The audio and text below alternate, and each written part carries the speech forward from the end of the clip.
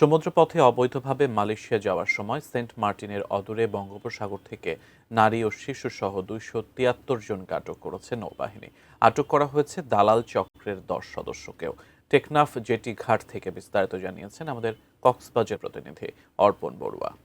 Saint মার্টিনসের দক্ষিণ পশ্চিমে বঙ্গোপসাগর থেকে নৌবাহিনীর জাহাজ বানৌজা স্বাধীনতা ২৭৩ জন ব্যক্তিকে উদ্ধার করেছে, যারা বাংলাদেশের সমুদ্রপথ পাড়ি দিয়ে পার্শ্ববর্তী দেশে উন্নত জীবনের আশায় সমুদ্রপথ পাড়ি জমাচ্ছিলেন। এই ধরনের ২৭৩ জন ব্যক্তিকে গতকাল মধ্যরাতে নৌবাহিনীর এই জাহাজটি আটক করেছে বলে আমরা সংবাদ পেয়েছি। পাশাপাশি নৌবাহিনীর পক্ষ থেকে জানানো হয়েছে, যাদেরকে আটক করা হয়েছে তাদের মধ্যে দালাল চক্র অর্থাৎ মানব পাচারকারী ব্যক্তি ১০ জন রয়েছেন।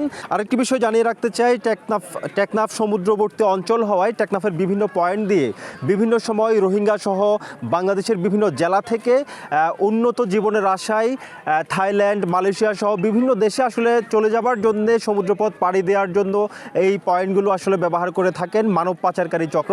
এবং আইন শৃঙ্খলা বাহিনীর চোখে ফাঁকি দিয়েই তারা হরহামেশাই মানব পাচারকারী চক্রের কবলে পড়ে উন্নত জীবনের আশায় বিদেশে চলে যাবার আশায় সমুদ্রপথ পাড়ি দেওয়ার যে প্রবণতা, এইটি সমুদ্র এলাকায় অর্থাৎ টেকনাফ অঞ্চলে দেখা যায় হরহামেশাই।